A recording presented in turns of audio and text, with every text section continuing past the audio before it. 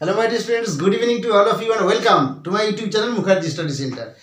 আজকে আমি এসেছি তোমাদের সামনে জাস্ট একটি ছোট্ট বাংলা প্রবাদ বাক্য নিয়ে এবং আমি দেখাতে চলেছি সেই ছোট্ট বাংলা প্রবাদ বাক্যটির ইংরেজি অর্থ কেমন হবে এবং তার প্রকৃত বাংলা অর্থ কেমন হবে। সুতরাং দেরি না করে দেখে নাও।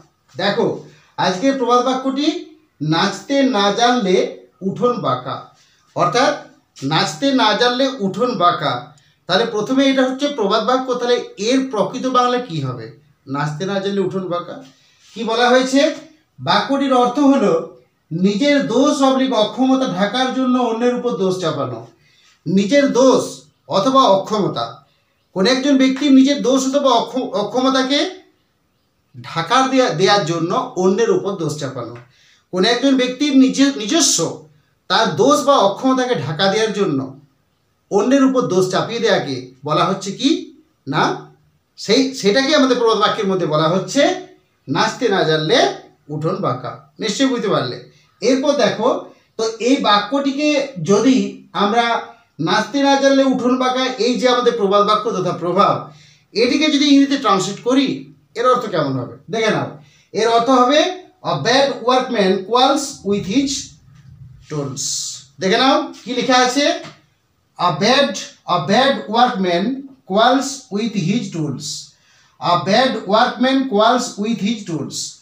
এর বাংলা অর্থ কেমন আসছে? একজন অযোগ্য কর্মী তার যন্ত্রপাতির সঙ্গে ঝগড়া করে। অর্থাৎ যে ব্যক্তি অযোগ্য সেই অযোগ্য ব্যক্তি তার যন্ত্রপাতির সঙ্গেই ঝগড়া করে। তার মানেই হলো কি, তার নিজস্ব অক্ষমতাকে ঢাকা দেওয়ার জন্য যন্ত্রপাতির দোষ দেয়। সুতরাং আমাদের যে ছোট্ট বাংলা প্রবাদ বাক্যটি নাচতে না জানলে উঠোন বাঁকা, তাহলে তার সম্পূর্ণ অর্থ তোমরা জানতে পারলে। যে সম্পূর্ণ অর্থ হলো, বাক্যটির অর্থ হলো নিজের দোষ অবলিক অক্ষমতা ঢাকার জন্য অন্যের উপর দোষ চাপানো, এবং এর ইংরেজি অর্থ হলো a bad workman quarrels with his tools, এবং এটির বাংলা অর্থ হলো একজন অযোগ্য কর্মী তার যন্ত্রপাতির সঙ্গে ঝগড়া করে কারণ তার অক্ষমতাকে ঢাকার জন্য।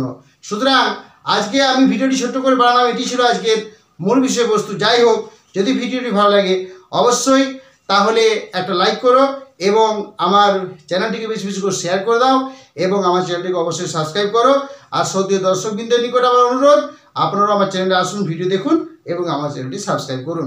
যাই হোক, সর্বশেষে কথা না বাড়িয়ে আমি ক্লাসটি এখানে শেষ করছি। সর্বশেষে সকলের প্রতি রইল শুভকামনা। ধন্যবাদ।